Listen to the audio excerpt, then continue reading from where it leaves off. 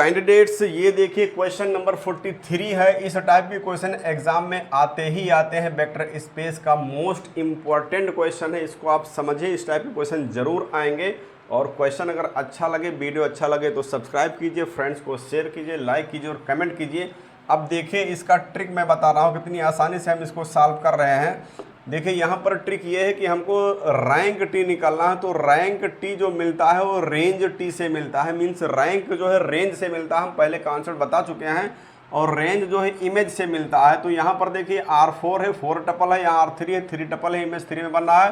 तो यहाँ पर ये जो है इमेज का एलिमेंट होता है, यानी इसका एलिमेंट होता है, ये इमेज का एलिमेंट होता है। तो यहाँ पर ये जो इमेज है, इस इमेज से हम मैट्रिक्स बनाएंगे। एक मैट्रिक्स बना लेते हैं, ए मान लेते हैं, ये मैट्रिक्स ए है। तो यहाँ पर जो है एक मैट्रिक्स हम बना लेते हैं, एक मैट्रिक्स यहाँ पर हम बना लेंगे। तो ये आपका हो जाएगा WXYZ। यहाँ पर ये W हो गया, ये X हो गया, Y हो गया, ये Z हो गया। अब इनके कोफिशिएंट को यहाँ लिखते हैं। W का यहाँ पर 1 हो गया, X का भी यहाँ पर 1 है, Y तो इसमें दिख नहीं रहा, 0 हो जाएगा, Z भी इसमें नहीं दिख रहा, 0 हो जाएगा। फिर यहाँ पर देखिए, यहाँ पर जो है W नहीं दिख रहा है तो ये 0 हो जाएगा, X भी नहीं दिख 0 हो जाएगा, Y का कोफिशिएंट 3 है और Z का कोफिशिएंट 4 है, तो यहाँ पर हो जाएगा इस तरह से ये। तो अब यहाँ पर देखिए 2 2 6, यहाँ पर 2 2 6 8। तो यहाँ पर देखिए हमने ये जो इमेज है, ये तो हमारा ये जो एलिमेंट है, ये जो वेक्टर है इसका है, और ये जो वेक्टर है ये इसका है। तो इमेज से ही हमको रेंज मिलता है और रेंज से हमको रैंक मिलता है। इसलिए यहाँ पर जो इमेज होता है इसके लिए हम एक मैट्रिक्स बना लेते हैं। वेरिएबल से WXYZ है, WXYZ है, यहाँ पर लिख दिया, कोफिशिएंट्स को यहाँ से हमने लिख लिया। तो अब हम देख रहे हैं कि 1 2 3, ये 3/4 आर्डर की मैट्रिक्स है। तो यहाँ पर रैंक निकालने के लिए सबसे पहले हम इमेज का एक मैट्रिक्स बनाएंगे। अब हम इस रो इकेलॉन फॉर्म में कन्वर्ट करेंगे। रो इकेलॉन मेथड यहाँ पर हम लगाएंगे, रो इकेलॉन मेथड। तो इसमें क्या होता है कि प्रत्येक रो के फर्स्ट एलिमेंट को हम 1 बनाते हैं, बाकी उसके नीचे 0 बनाते हैं।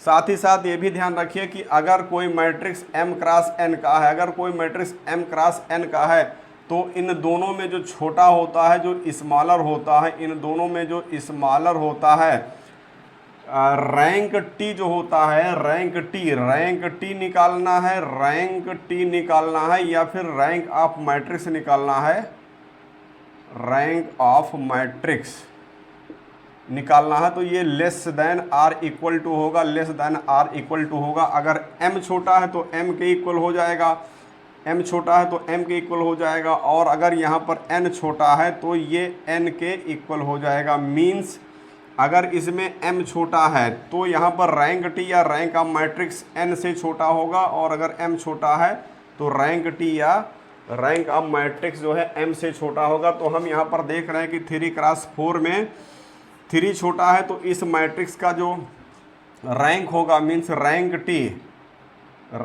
टी इस 3 से लेस देन या इक्वल होगा, या फिर रैंक ऑफ मैट्रिक्स इस 3 से लेस या इक्वल होगा। तो हम सबसे पहले इसको इकेलॉन फॉर्म में कन्वर्ट कर रहे हैं। तो यहाँ पर तो 1 ऑलरेडी है, यहाँ 0 है, अब हमको यहाँ पर 0 बनाना है। तो इसके लिए हम अप्लाई कर देंगे, अप्लाइंग। ये हमारा R3 है, तो R3 को चेंज कर देते हैं, R3 -2 R1। हमको यहाँ पर रो इकेलॉन मेथड यूज़ करना है, तो हम यहाँ रो ऑपरेशन लगाएंगे।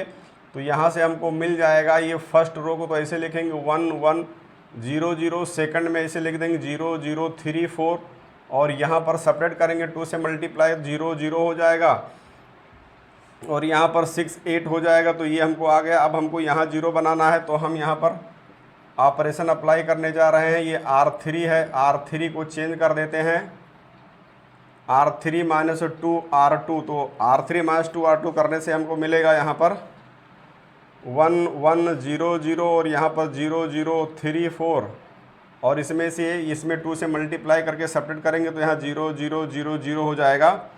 तो इस तरह से हम देख रहे हैं कि अब अगर हम इस R2 को 3 से डिवाइड कर दें तो यहाँ 1 बन जाएगा, बाकी यहाँ 0 बना हुआ है। तो जो रैंक होता है नंबर ऑफ नॉन जीरो रोज होता है, तो रैंक टी यहाँ पर हमको मिल जाएगा, rank t is equal to हो जाएगा number of non zero rows, तो नॉन जीरो रोज यहाँ पर 1 2 है, तो इस का रैंक 2 हो जाएगा, इसका रैंक हमारा 2 हो जाएगा, तो ये हमारा आंसर हो जाएगा